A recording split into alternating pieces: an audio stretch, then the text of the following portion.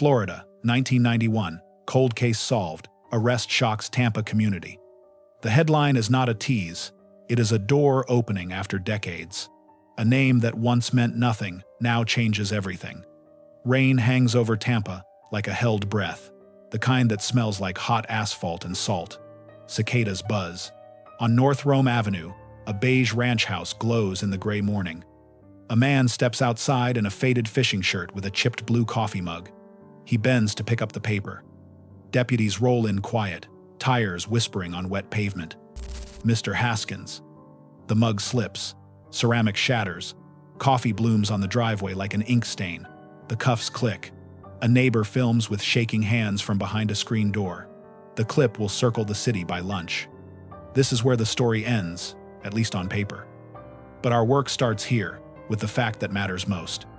A fragment of DNA taken from a steering wheel in 1991, too small to read then, is amplified with modern tools in 2025. That tiny trace points to Gerald Wayne Haskins, a local contractor, a face from potlucks and hurricane cleanups, the man in cuffs. Detectives say the odds of a random match are beyond calculation for most of us. The lab put a number on it anyway, a figure so large you could not fit it on the screen during the press conference. Enough to stand in court, enough to wake an old city. Lisa Carmichael finally has a suspect. The announcement lands like thunder. The sheriff's office holds a bank of microphones in a room that smells like damp wool and television lights. The cold case detective speaks with a steady voice. She thanks a family that waited 34 years. She thanks a lab that turned a whisper into a name. She says two words that dry every mouth in the room. Arrest made. Outside, the rain comes down for real. You can hear it on the metal roof. Reporters scatter to live shots. Phones ring in kitchens that remember the first days.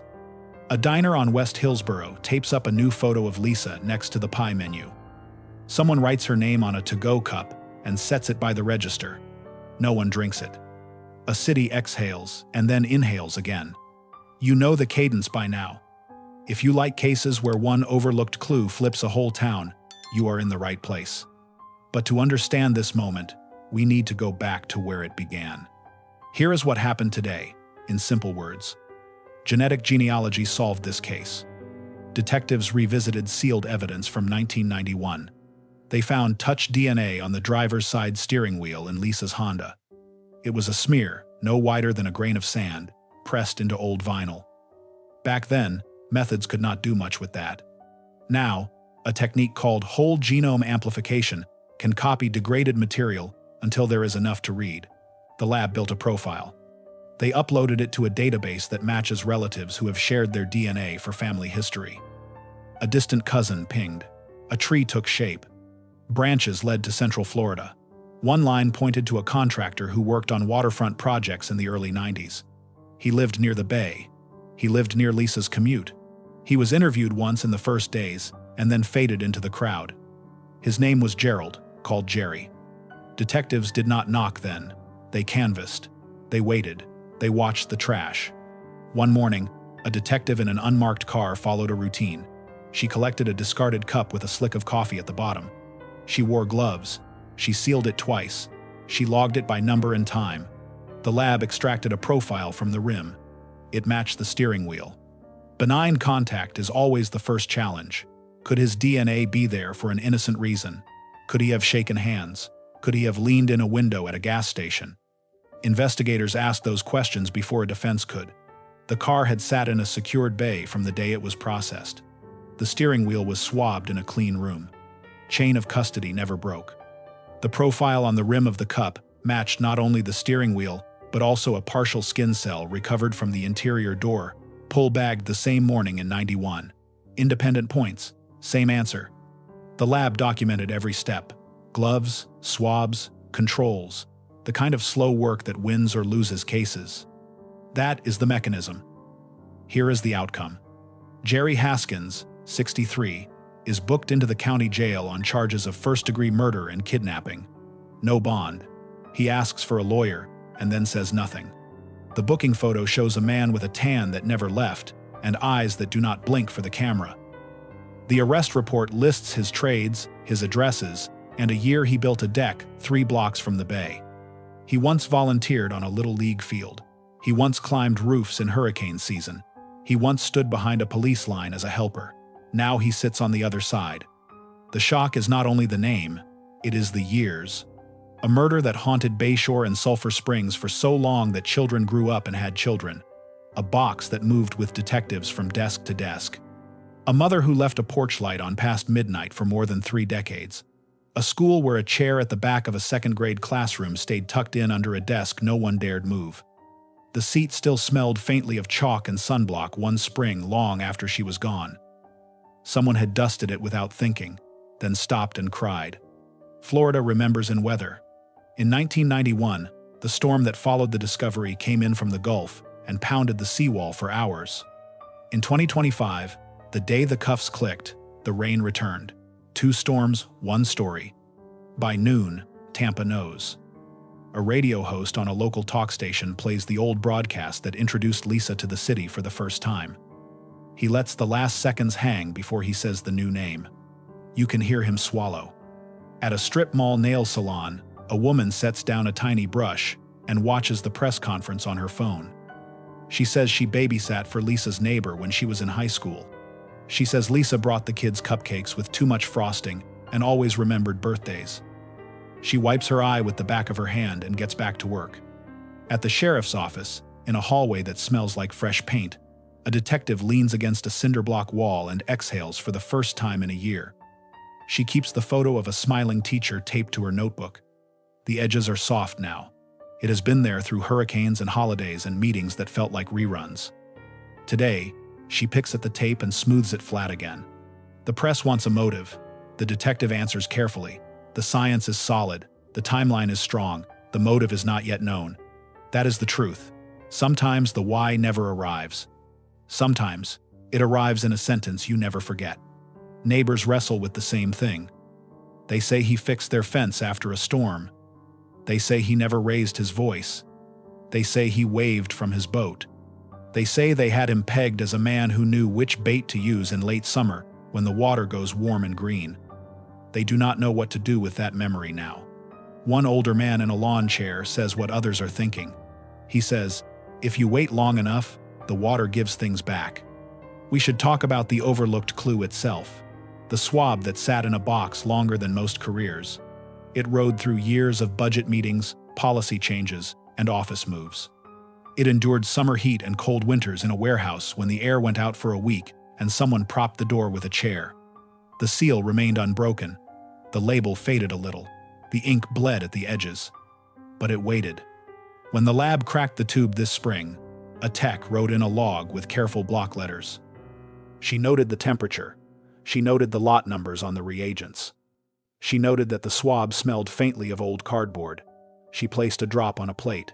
She spun it down. She watched a screen no bigger than a paperback fill with peaks and valleys. She clicked save and breathed out. On that first morning, when deputies took Jerry away, the sky was low and the bay looked pewter. Palms along Bayshore moved like they were whispering to one another. A dog barked 2 streets over. The neighbor across the road filmed, as neighbors do now. Her voice on the clip is small and astonished. She says, I know him. She says, I think that is about the teacher. She says, oh my God, oh my God, oh my God. The video ends when her hands begin to shake. Inside the house, detectives follow the warrant. They do not rummage. They do not hurry. They look for fibers, for old tools, for photographs, for anything that ties a life to a night. They take a fishing hat from a hook by the door. They take a shop rag with an old stain. They bag a box of roofing nails because they have learned to bag the obvious and the odd. They take a map of the bay with notes in pencil. They measure once. They photograph twice. They leave a receipt on the kitchen table that lists every item taken. The table has a ring from a cold beer set down too fast. You may wonder about the car. You may wonder about the radio the night it was found. You may wonder about the song. We will get to that. You may wonder how a steering wheel touch could survive humid summers and archive air. The answer is boring and beautiful. Care. A rookie tech in '91 followed the book. She wore gloves. She sealed twice. She wrote clear. A supervisor checked her work. The kit found its shelf. Years later, a policy kept it there. That is how justice moves. Slow.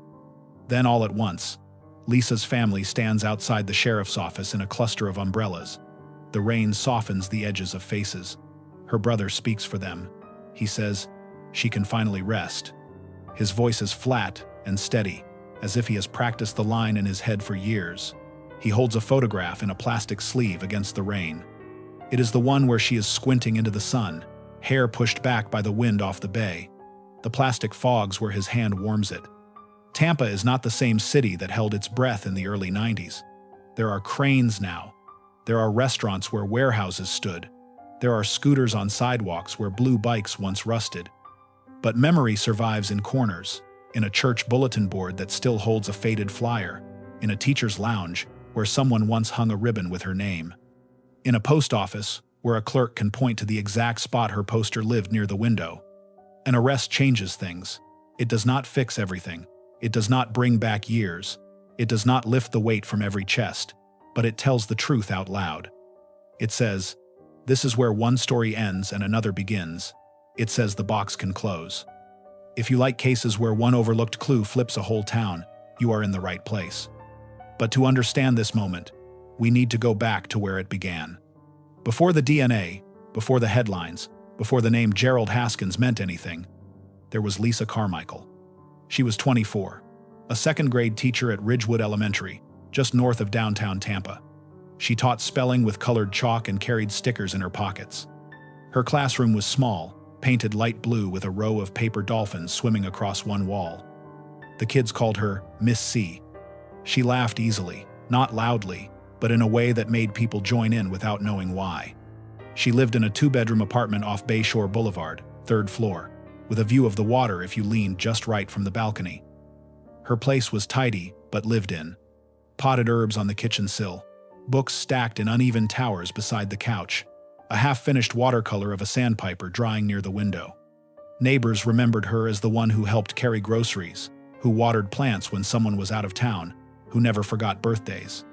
She drove a silver Honda Civic, bought second-hand but polished every Sunday morning before church.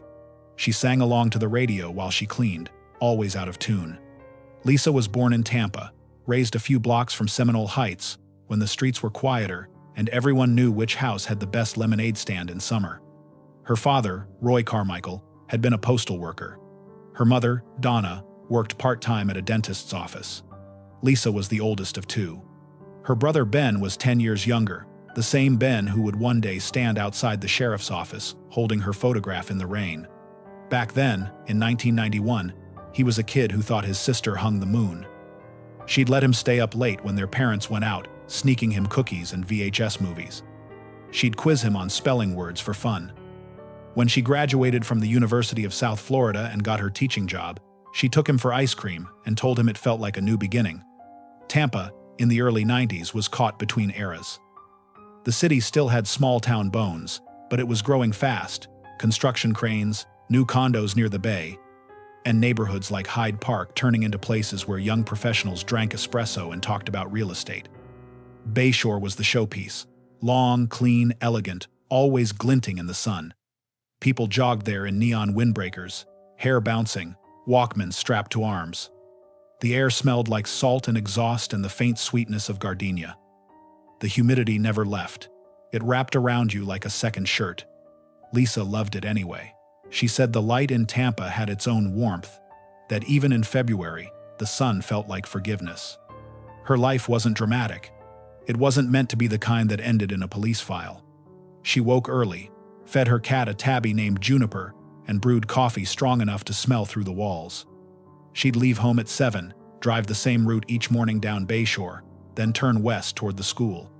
Ridgewood Elementary sat behind a cluster of oak trees, low-slung and tan, with murals the kids painted each year. Inside, the halls echoed with the squeak of sneakers and the soft chaos of children starting their day. Lisa thrived in that noise. Her colleagues said she had a calmness that balanced the energy of the classroom. She had a small jar on her desk labeled kind words. When a student said something nice, she'd write it on a slip of paper and drop it in. At the end of the week, she'd read them aloud. Outside of work, her world was small but full. She went to church on Sundays at Sacred Heart downtown. volunteered at a reading program on Thursdays, ate dinner with her parents every Friday night at a diner that served the best fried shrimp in the county. She dated sometimes, but nothing serious. Friends joked that she was married to her job. She'd just laugh and say the right person hadn't shown up yet. Her friends remember that she was careful, always called when she got home, always locked her doors, the kind of person who left lights on timers when she traveled. That's why her disappearance felt wrong from the first moment. But we're not there yet. Let's stay a little longer in her ordinary world, before it turned into evidence. In the summer of 1990, Tampa felt like a postcard. The Buccaneers were losing, but no one cared much. Bayshore was lined with people rollerblading at sunset. Lisa spent weekends at Clearwater Beach with friends, carrying coolers and folding chairs, reading paperback mysteries in the shade of an umbrella. She talked about wanting to save enough to buy a small house, maybe with a porch where she could grow jasmine. She kept a diary, not the secret kind with locks, but a notebook with watercolor stripes on the cover. Inside were lesson ideas, favorite quotes, sketches of kids' handwriting she wanted to remember. The last entry, dated February 9th, 1991, read, "Field trip went well. Kids loved the aquarium. Thinking of repainting the living room this weekend. Maybe seafoam. Seafoam." She circled the word twice. Her friends would later say that was the color she wanted her whole life to feel like: calm, steady, endless. Tampa's neighborhoods then were the kind where you could stand on your porch and call across the street to a neighbor hanging laundry. Grocery stores still had bulletin boards with hand-drawn ads for babysitting or guitar lessons. The newspaper hit the driveway each morning with a satisfying thump. The city had crime, sure break-ins, the occasional bar fight near Ybor, but violent crimes against women were rare enough that they made front pages for weeks. That was the Tampa Lisa knew, the one she trusted. Her mother later said she could still see her daughter walking through the kitchen that last weekend, barefoot, hair pulled up, humming while she packed her school bag.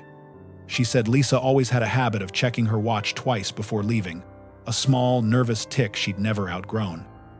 "You can't be late for first graders," she'd say. She wasn't late for much. By early 1991, Lisa's life was a pattern of kindness and routine. The people around her assumed it would stretch out ahead, unchanged teaching, family, sunshine, and maybe one day a husband, a house, children. That was the rhythm. That was Florida. When she disappeared, the rupture wasn't just personal, it was civic. It cut into the city's illusion of safety. Because she was the sort of person who didn't make enemies, who didn't walk down dark alleys, who didn't take unnecessary risks. That's what made her loss feel like a betrayal. In the years that followed, you could measure Tampa's growth in the distance from her name. New arrivals didn't know it, but those who lived here in '91 never forgot. Her photographs stayed in drawers and between pages of yearbooks. Her classroom got repainted but never fully forgotten. The school principal kept her name on the list of teachers in the staff lounge for 2 more years, until someone quietly took it down. No one admitted who. And yet, Lisa's life before that February remained simple and clear. A teacher, a daughter, a sister, a friend. No drama, no secrets, no signs that danger was circling. The detective who reopened her file decades later said what many felt. You could see the life she built in the paper trail, the rent checks, the lesson plans, the grocery lists. Then suddenly, the paper stops, like someone turned off a light. That's what this chapter is, the light before it went out. Because to understand what Tampa lost, you need to see what it had. A young woman who loved the sea, who wrote notes to herself about paint colors, who taught kids to spell butterfly and tomorrow, who drove a small car and sang along to the radio, who lived in a city just starting to stretch toward the modern age. A teacher who left her school one February afternoon and never came home. That's where we go next. The last normal day. February 13th, 1991, Wednesday. It began like every other morning for Lisa Carmichael. A pale sun over the bay. A quiet apartment that smelled faintly of coffee and salt air. She woke early, before 6. She liked the stillness before Tampa stirred the soft hum of the fridge, the distant hiss of a passing car on Bayshore. She fed Juniper, her cat, poured a cup of black coffee, and stood barefoot at the window. From there, she could see a thin strip of water through the palms. Boats anchored far out looked like toys.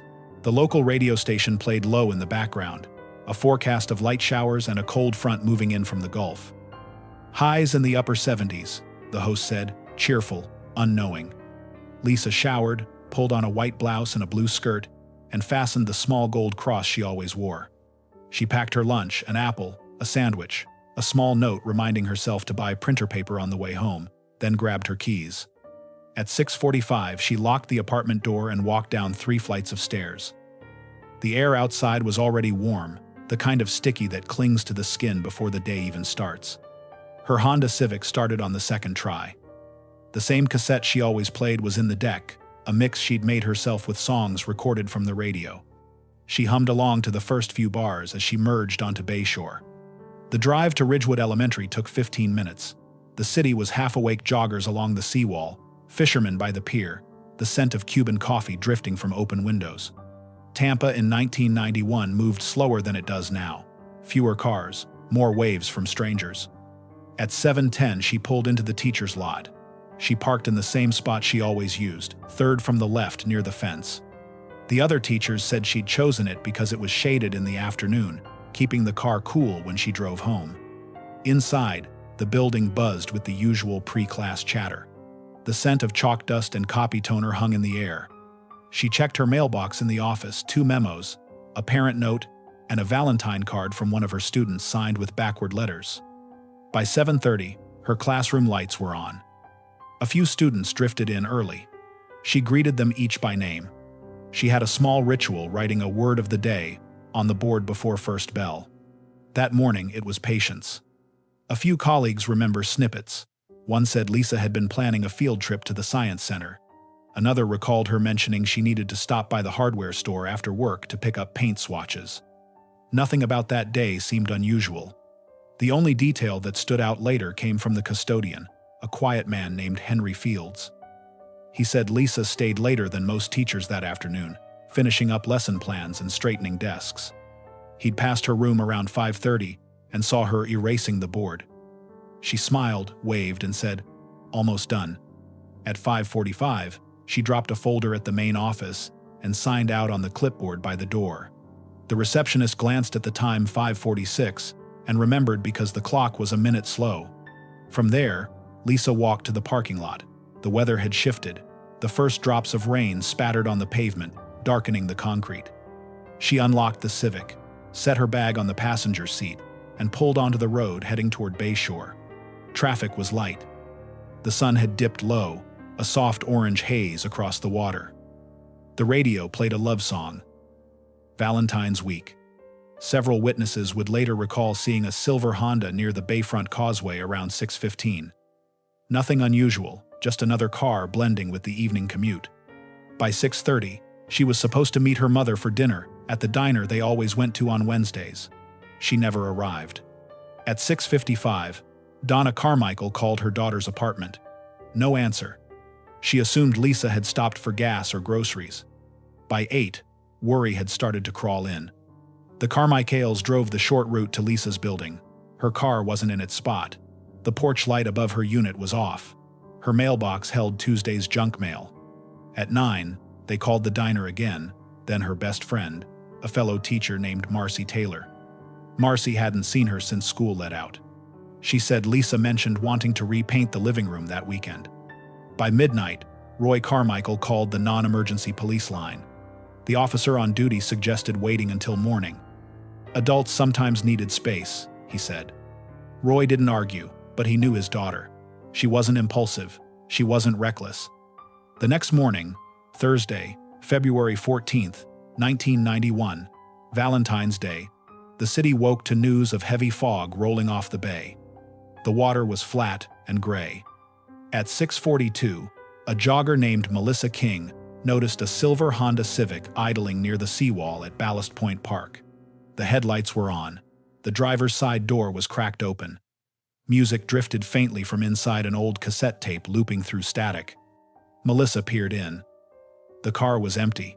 The keys dangled in the ignition. The purse on the passenger seat was open. The radio played softly, a local station running morning headlines. She flagged down a police cruiser that happened to be patrolling nearby. By 7, the area was cordoned off. Detectives arrived by 7:30. They noted the engine had been running until the battery drained. The gas gauge showed a quarter tank. There were no signs of struggle, no broken glass, no blood. Only a faint handprint smudged on the steering wheel, small, blurred by condensation. Lisa's wallet was inside her purse, $64 cash, untouched.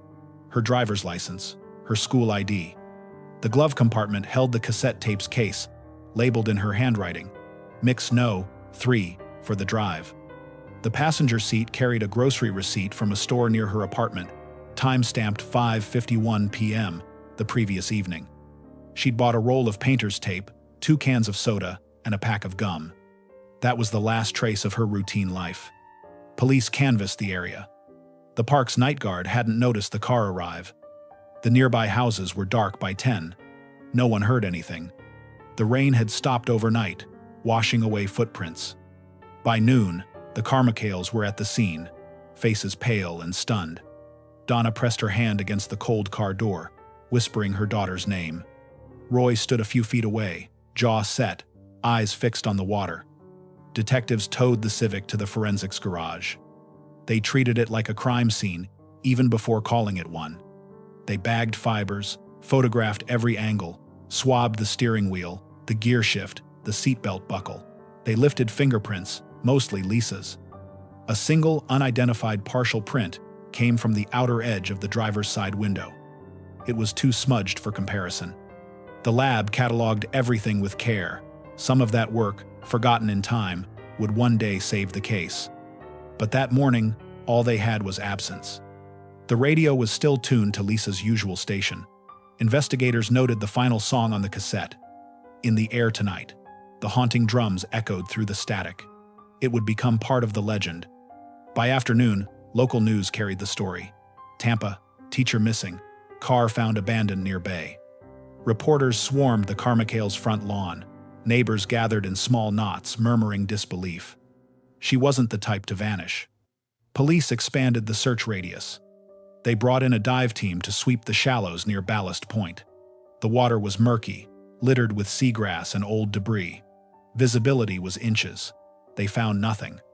That night, candles appeared on the seawall. Students from Ridgewood left handmade cards weighed down with stones. One read, "Come home soon, Miss C. We miss your smile." It rained again just after midnight. The investigation moved fast at first standard procedure. Lots of movement, little progress. Detectives retraced her drive, interviewed friends, checked her apartment, everything in its place. Bed made, dishes clean, lesson plans laid out on the table for the rest of the week. Her cat, Juniper, had no food in the bowl. That detail stayed with them. Lisa never forgot to feed the cat. By Friday, volunteers joined the search. Flyers appeared on telephone poles and grocery store doors. Her photo, smiling, wind-blown hair, sunlight on her face, became the city's icon of loss. Tampa was small enough then that everyone felt the ripple. Parents walked kids to class instead of letting them ride bikes. Joggers avoided Bayshore after dusk. And at Ridgewood, her classroom sat empty. A substitute filled in but left the room unchanged. Her handwriting still covered the whiteboard. Word of the day, patience. By the weekend, police officially labeled it a missing person case with suspicious circumstances. Detective Harold Pruitt led the early investigation. He told reporters they were exploring all possibilities. He didn't say what everyone already feared. On Sunday, church bells rang through downtown. The Carmichaels sat in the front pew, hands intertwined. The priest asked for prayers. People in the congregation wept. Outside, under a sky so bright it hurt to look at, volunteers stapled more flyers to telephone poles. No one knew then how long that paper would stay up. Lisa Carmichael's last normal day had ended at dusk. The city would not see normal again for years. Next comes what happened after. The search, the panic, the rumors that filled the silence. The morning after Lisa Carmichael failed to come home, Tampa changed. The city that usually moved slow began to hum with a kind of organized worry. Police cruisers lined Ballast Point Park before sunrise. The Civic, now under a blue tarp, had already been towed to the evidence garage the night before. But the press came anyway, filming empty pavement, and mist rising from the bay. You could smell salt, oil, and rain. Detective Harold Pruitt briefed the small team beside his unmarked sedan.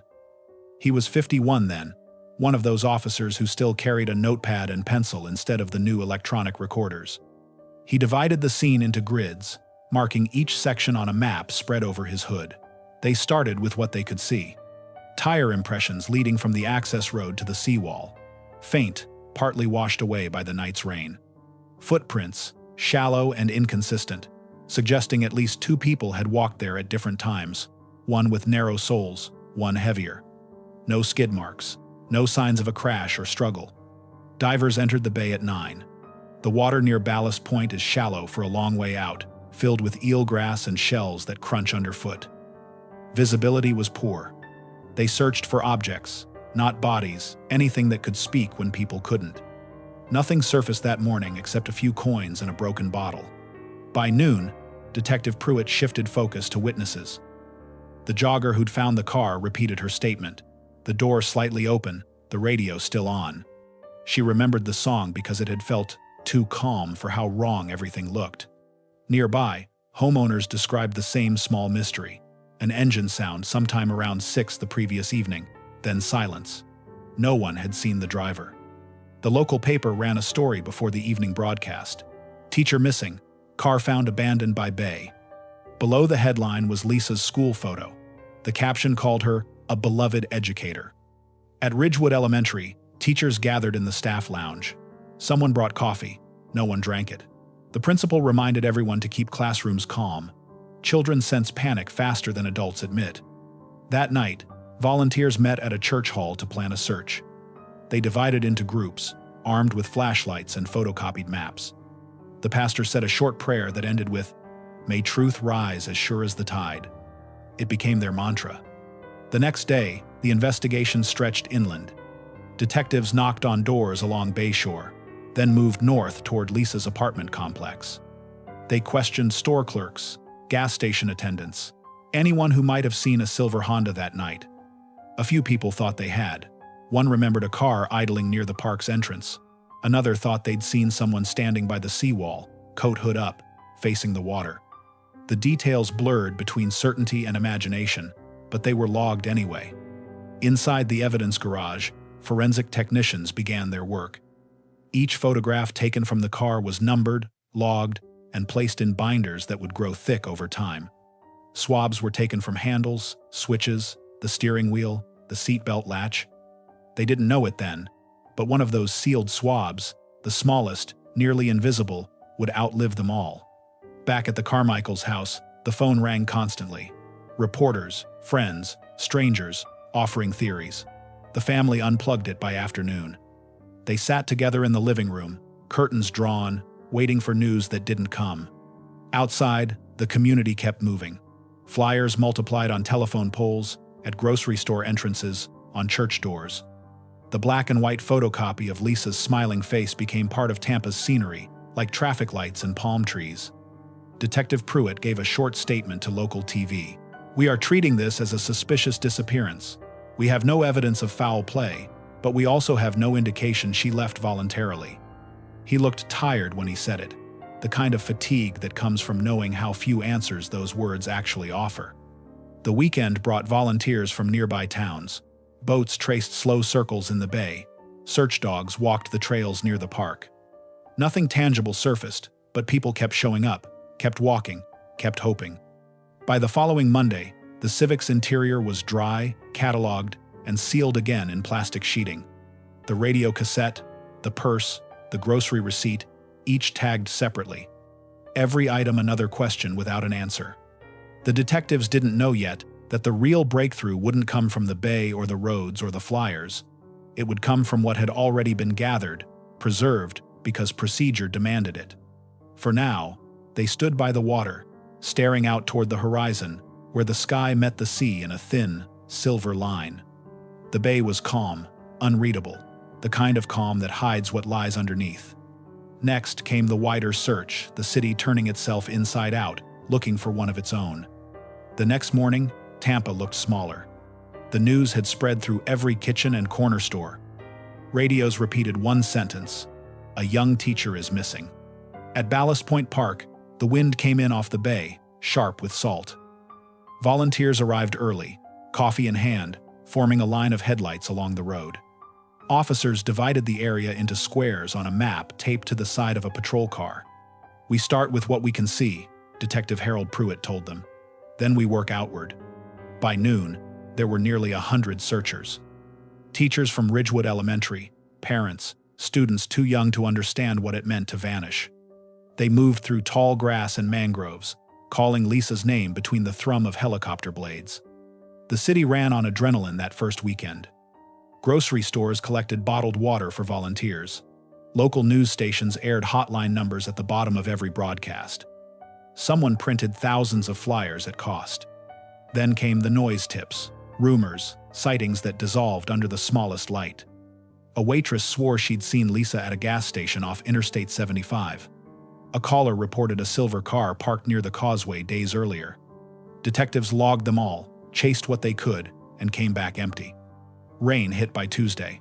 Posters blurred. The air thickened. Still, the search continued. Boats combing the bay, dogs working the shoreline, officers moving through drainage ditches and empty lots. By week's end, fatigue set in. Volunteers stopped showing up in the same numbers. Coffee went cold in paper cups at the command post. The park emptied before dark. At the Carmichael's house, light glowed through drawn curtains. Reporters waited at the curb. Inside, the family sat close, saying little. The city kept turning, but slower now. Flyers peeled from telephone poles. The phone at the sheriff's office rang less often. "Sometimes," Detective Pruitt said quietly to a colleague, "silence is the loudest lead we get." On Sunday evening, nearly 2 weeks after Lisa's car was found, neighbors organized a candlelight vigil at the seawall. The sky was still wet from afternoon rain. Children held candles in plastic cups, their flames trembling in the wind. Someone read a line from a poem Lisa had once used in class. "Even the smallest light can find the shore." The crowd stood in silence, faces reflected in the dark water. The search was over for now, but the waiting had only begun. "The bay keeps its secrets," one volunteer said to the local paper. "Maybe it's not ready to let go." That night, Tampa went quiet again. But quiet doesn't mean peace. It means the next chapter is coming, rumors and dead ends. The search faded, but the noise never did. In the weeks after the park grew quiet, Tampa filled the silence with theories. Every coffee counter, every church lobby, every radio phone-in show turned into a detective bureau. Everyone had a version of the truth. Detectives logged each call that came through. Some were anonymous, others certain they'd seen something the police had missed. A car that looked familiar. A man walking alone near the bay. Most tips ended where they started, in uncertainty. But procedure meant every one of them was followed, even when it felt like chasing shadows. Newspapers began to print side-by-side timelines. What was known, what was guessed. The lines blurred for readers who wanted an answer more than accuracy. A rumor, once printed, became a fact by breakfast. Inside the sheriff's office, the evidence boxes multiplied. Detectives rotated in and out of the case, each convinced the missing piece was waiting in the paperwork. The steering wheel swab, the photos, the map of search zones, each item another whisper of a story they still couldn't read. For Lisa's family, hope turned into discipline. Her mother called the department every Friday, never angry, always polite. Her father took to walking the shoreline at dawn, a routine that gave shape to waiting. Reporters stopped coming after the third week. The city moved on, but the Carmichaels could not. By spring, the case was officially listed as cold. That single word carried a kind of finality that no one wanted to name out loud. Yet somewhere inside a cardboard evidence box, under layers of dust and forgotten paperwork, the smallest clue still waited, a clue that would outlast everyone who had first touched it. Rumors fade, evidence doesn't. Years passed. The posters came down, but the memory stayed tacked to the city itself. Tampa grew and changed, new shops, new buildings, but mentioned Lisa Carmichael's name and people still paused before answering. The case file moved from desk to desk. Detectives retired.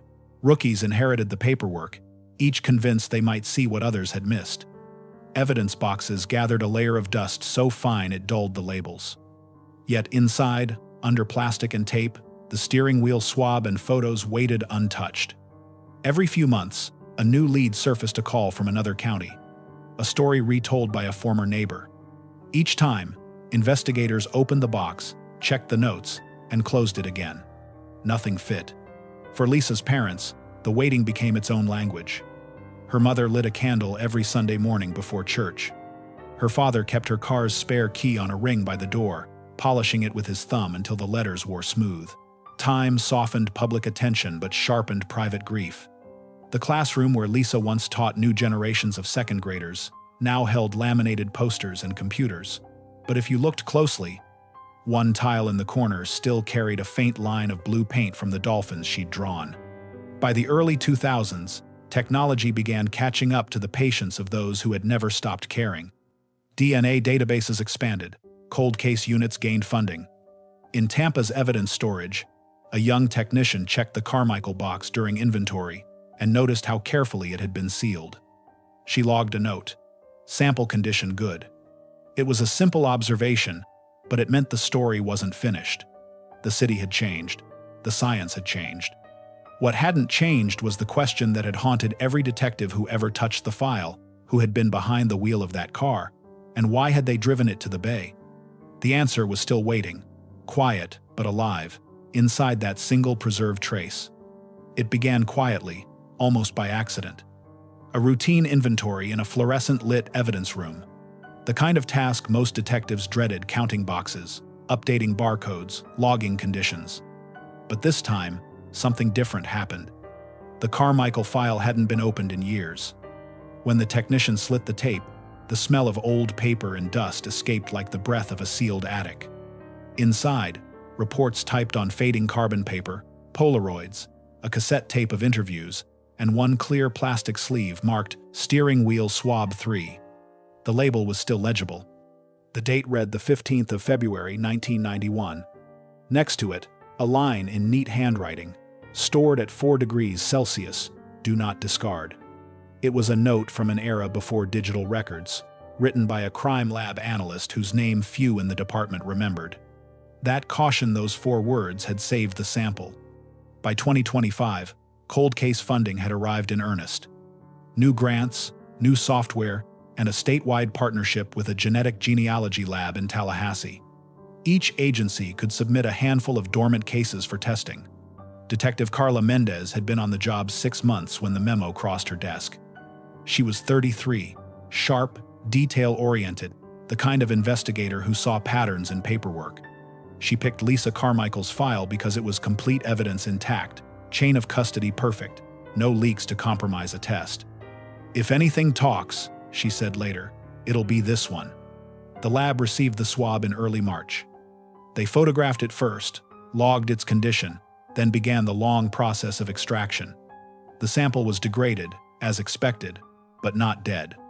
Whole genome amplification multiplied the fragments millions of times, enough to form a faint profile. The first analysis ruled out all known contacts: Lisa's family, co-workers, friends who'd used her car.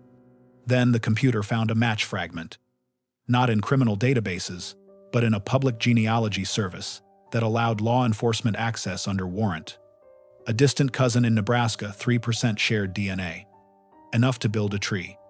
Over the next 2 months, analysts traced branches backward through census forms and marriage records, then forward again through birth certificates and addresses. Names became patterns. Patterns led to a single line: Gerald Wayne Haskins. The name sat there, ordinary on the screen, waiting for context. Born 1962, lived in Tampa, worked as a contractor, no criminal record. Detective Mendez looked up the address. Less than 10 miles from Bayshore. A small house near the river, where the road still cracked from old floods. She printed the report, held it in her hands for a long minute, then said to the empty office, "It's him, isn't it?" But procedure mattered. They couldn't rely on a genealogical lead alone. The next step was covert collection, something disposable, handled and discarded by the same hands that once touched Lisa's car. Surveillance began quietly. 2 unmarked vehicles, rotating shifts. Haskins still worked part-time, repairing docks and fences. Every morning he left the house at dawn, coffee cup in hand. One afternoon, he tossed the empty cup into a public trash can outside a hardware store. Within minutes, it was sealed in an evidence bag. The lab compared the DNA from the rim to the steering wheel sample. 23 genetic markers matched. Statistically, the probability of coincidence was infinitesimal, less than 1 in 57 trillion. The report landed on Mendez's desk just after sunrise. She read it twice, then once more, slow. A case that had slept for 34 years was awake again. She stood by the window of the sheriff's office, watching lights spill over the parking lot. In her notebook, she wrote a single line: "Call the Carmichaels." The phone rang in a house that had been quiet for decades. Ben Carmichael answered. Mendez introduced herself, explained what she could carefully, without promises. When she said, "We may have identified someone," he didn't speak for nearly a full minute. Then he said, "Thank you for not giving up." The next 48 hours blurred into meetings, affidavits, and a warrant request. Every document had to be perfect. You only get one first knock after 34 years. On Tuesday morning, clouds rolled in over Tampa Bay. The humidity felt heavier than usual, as if the air itself remembered. Detectives moved into position around a small beige house on North Rome Avenue. Mendez checked her watch, 6:45. She gave the signal. Within minutes, the man whose name had sat quietly in a file for half his life stepped out of his door, coffee cup in hand, and met the past head-on. The cuffs clicked. The mug shattered. A ghost of steam rose from the driveway. What began as a missing person report in 1991 had just become a solved homicide in 2025. The city, once again, held its breath. But this part of the story, the knock, the quiet arrest, the flood of headlines, was only the surface. Behind it stood years of patience, science, and the simple act of labeling a sample, "Do not discard." Sometimes justice isn't about finding new evidence. It's about caring enough to keep the old. The arrest was only the beginning. After 34 years, justice couldn't move fast. It had to move right. In the weeks following Gerald Haskins' quiet surrender, Tampa's courthouse filled with boxes of paper that hadn't been opened since the early 90s. Detectives, analysts, and attorneys worked side by side, translating decades of old notes into modern language. The DNA was the cornerstone, but it wasn't the whole structure. They still needed a story that made sense: how a contractor with no record had crossed paths with a teacher everyone trusted. Detective Carla Mendez returned to the same files that had once frustrated her predecessors. Every interview, every lead, every grainy photograph was scanned and indexed. She read them all, page by page, until the repetition started to whisper patterns. Haskins' company, it turned out, had done maintenance work near Ridgewood Elementary in the early 90s. His signature appeared on invoices for fence repairs and parking lot resurfacing. Small details then, vital connections now. Mendez built a timeline not just of one day, but of proximity. Where his truck had been spotted, where his crew had worked, where Lisa Carmichael's commute intersected with those routes. The overlap was unmistakable. She brought the findings to the state attorney's office. They listened, leaned forward, and nodded. "We can prove he touched her car," she said, "but we can also show he was near her every week for months." The prosecutor looked at the photographs, the Civic, the Bay, the evidence tags that hadn't yellowed because someone had stored them right. He said quietly, "That's a story a jury can follow." Press calls flooded in before the first court date. Headlines called it the Bayshore Cold Case Breakthrough. Evening news anchors spoke her name again, Lisa Carmichael, as if saying it could restore her to the present. For her family, hearing that name aloud after decades of silence was both comfort and wound. The trial was still months away, but for Tampa, this was closure, beginning to take shape not as celebration, but as understanding. Detective Mendez, asked what had changed, said, "Nothing new. We just listened harder to the evidence that never stopped talking."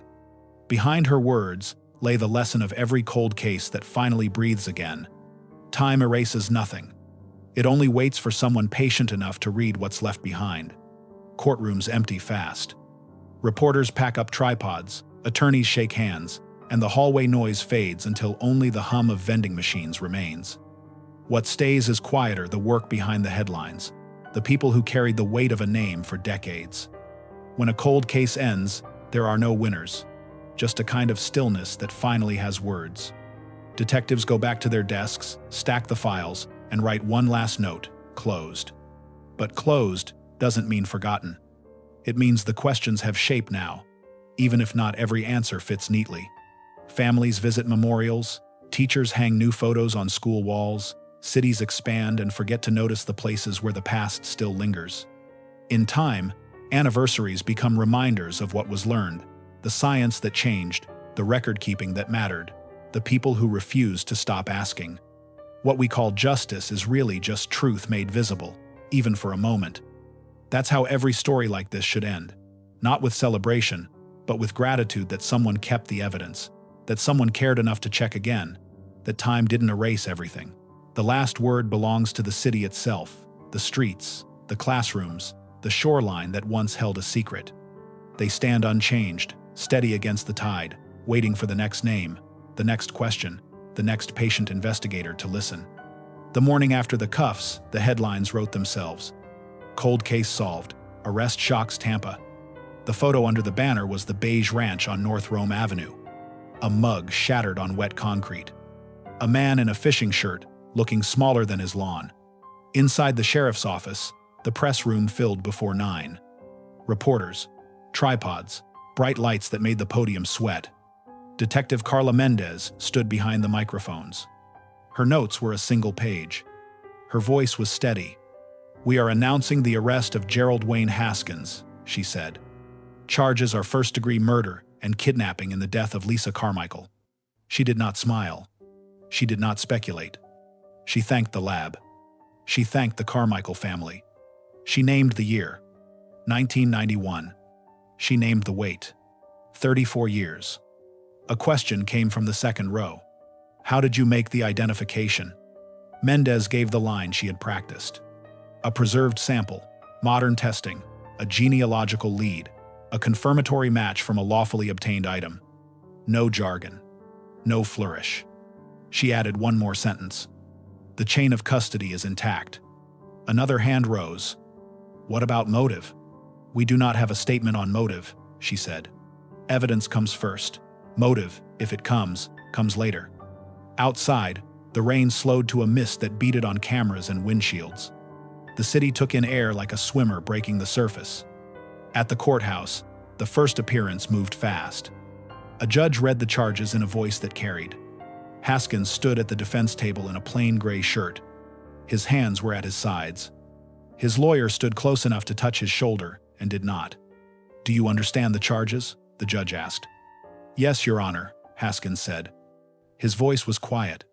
He did not look back at the gallery. He did not look for a familiar face.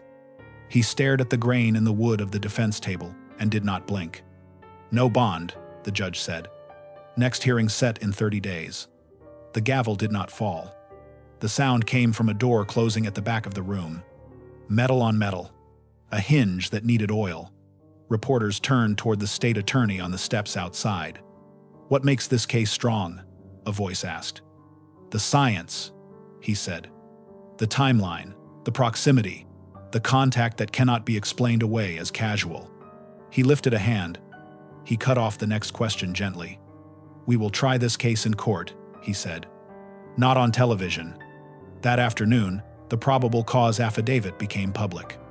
The document was thin on narrative and heavy on fact. It listed a preserved steering wheel swab logged on February 15, 1991. It listed a storage record kept at 4 degrees. It listed a lab process that amplified degraded material. It listed a series of markers that matched a profile from a coffee cup rim. It listed 2 independent loci from a door pull touched the same morning the car was recovered. It listed a set of invoices for waterfront work near Bayshore in the month Lisa disappeared. It listed a prior interview with Haskins in the early days, noted and cleared, because nothing back then connected him with anything at all. The defense released a short statement at 5. They questioned the integrity of genealogical methods. They suggested contamination. They said their client had no history of violence. They said he had spent decades helping neighbors and raising a family. They asked the public to remember the presumption of innocence. In a small house a few miles away, the Carmichael family gathered at a kitchen table that had seen every kind of day. A framed photograph of Lisa leaned against a vase of flowers. Ben answered a call from a cousin in another state. His mother, Donna, folded and unfolded a napkin until the fibers broke. His father, Roy, kept his hands flat on the table, as if steadying a boat. A reporter at the curb asked for an interview. Ben stepped outside. He spoke for less than 1 minute. "We are grateful," he said. "We are tired. We believe in the work the detectives did." Then he went back inside and shut the door softly.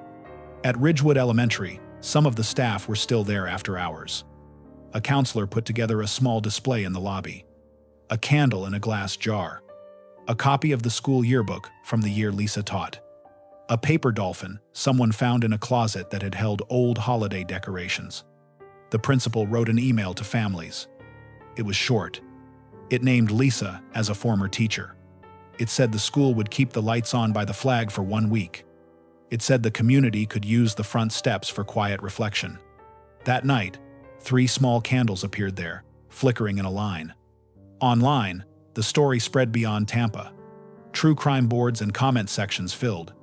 People posted maps and timelines and sentences that began with, "I remember." A woman who had been in 2nd grade in 1991 wrote about a jar labeled "kind words."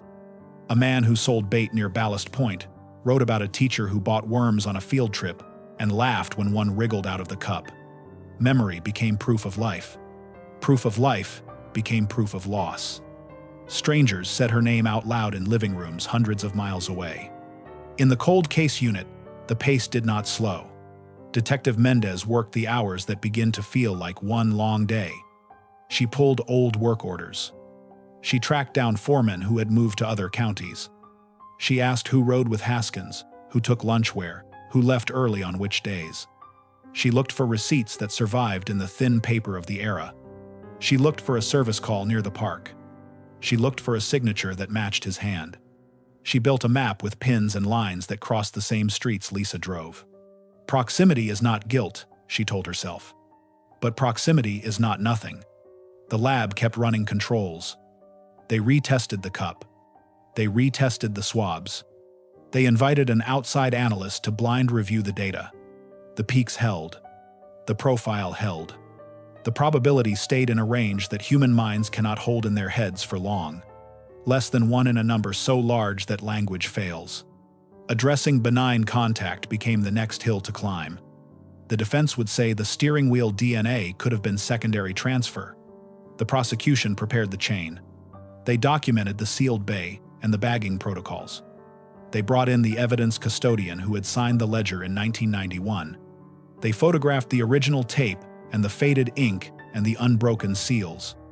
They recorded the temperature logs for the storage room that had held steady through outages because a generator kicked on within minutes. They found the memo that had prioritized power to evidence refrigeration during a hurricane year no one wanted to revisit. They took nothing on faith. They prepped a demonstration, a steering wheel of the same make, gloves, swabs, controls, a method that a jury could see. Meanwhile, the neighborhood tried to reconcile 2 pictures. The man who waved from a small aluminum boat on the river at dawn, and the man whose name sat under charges that weighed more than words can carry. A neighbor in a lawn chair spoke to a local station. "He fixed my fence after a storm," she said. "He never wanted anything for it. I do not know what to do with that." The prosecutor visited the Carmichaels and explained the path ahead. Arraignment, discovery, motions, hearings. Terms that sound procedural until they become the calendar for your life. Donna listened without interrupting. Roy asked one question. "Will the jury hear her name first?" "Yes," the prosecutor said. "They will." At the jail, Haskins met with his lawyer twice. He said little in public. He said nothing to investigators after asking for counsel. He ate his meals. He walked the small yard. He looked through chain link at a sliver of sky. The deputies who rotated through knew the rhythm of men who waited without speaking. The quiet ones do not give much away. They count days. They look at the clock on the wall as if time were a person who might look back. The city learned to walk and talk around the case again. Morning radio shows returned to traffic and weather, then slipped a sentence into each hour about the next court date. Church bulletins added a line to their prayer lists. A rower on the bay paused by the seawall at Ballast Point, then moved on. Routines resumed, but with an echo. When Discovery opened, more paper moved across, more desks than most people see in a year. Old photographs were scanned and stored. Old tapes were digitized. A once new technology had become ancient. A once ancient method had become new again. The case lived in both times at once. A hearing on admissibility came next. The courtroom was full. Ben sat with his parents. Supporters sat behind them. On the other side, a few neighbors of Haskins sat close together, faces pale with confusion and loyalty and fear of being wrong about someone they had known for years. The judge listened to arguments about genealogy and privacy, and the ethics of databases that people often use to find grandparents and find, instead, the past. He ruled that the process had followed the law. The match from the cup stood. The profile from the swab stood. The case moved forward. That evening, the press interviewed a genetic genealogist who had not worked this file. She explained in plain language what it means to climb a tree from a leaf. She said the method finds families, then finds people. She said it does not convict. It points. Courts still carry the weight. In a quiet office, Mendez read the ruling and set the paper down. She did not smile. She breathed out and picked up her pen. There were witnesses to re-interview. There were routes to drive at the same times of day that mattered. There were questions that still had not found their marks. She went back to Bayshore at dusk and watched how the light lay on the water. She watched the traffic thin. She watched the joggers pass in pairs and then alone. She walked to the spot where the Civic had sat with the radio playing. The seawall had been resurfaced since then, but the line between water and land had not changed. It never does. It only pretends to when the tide is right. The arrest had given the city a shape for its grief. The aftermath gave it time to practice carrying that shape. People returned to the diner on West Hillsborough. They taped a new photo of Lisa near the pie menu because the old one had faded. They wrote her name on a to-go cup and left it by the register. Someone paid for the next customer and asked the cashier not to say who. Small acts braided into a rope you could hold onto when the news churned. The case file grew heavier by small increments. A memo here. A statement there. A lab note that explained an instrument's calibration in language only a handful of people in the building could parse. This is what justice looks like between the headlines. Ink. Dates. Signatures. The slow, careful stacking of proof. On a Tuesday, a child at Ridgewood asked a question a teacher could not answer. Will she come back now that they found him? The teacher knelt and chose words that would not break the room. She will not, the teacher said. But people remember her every day. And sometimes, remembering is a kind of bringing back. The child nodded. Children accept truth faster than adults when it is simple and kind. At sunset, the bay turned the color of old copper. Boats returned to slips. Streetlights flickered on with their own small thunder. Tampa kept moving. The case kept moving. Slow. Right.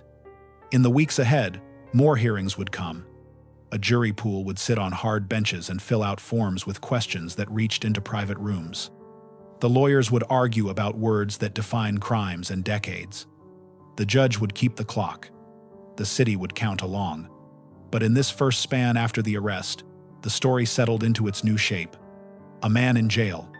A family that could speak of their daughter in the past tense without feeling they were giving up on her. A detective who still drove past the seawall when the weather changed because some habits become a kind of prayer. And the smallest thing that had started the whole turn. A preserved swab with a faded label and a line in neat handwriting that said, "Do not discard." Sat again in its plastic, sealed one more time, carrying less weight now because the weight had moved into words and dates and the long, patient work of a courtroom. If you like cases where one overlooked clue flips a whole town, you were right to stay. The town is still flipped. It will land in its new place soon. Not today. Soon. Because justice does not rush. It arrives when the ground is ready to hold it.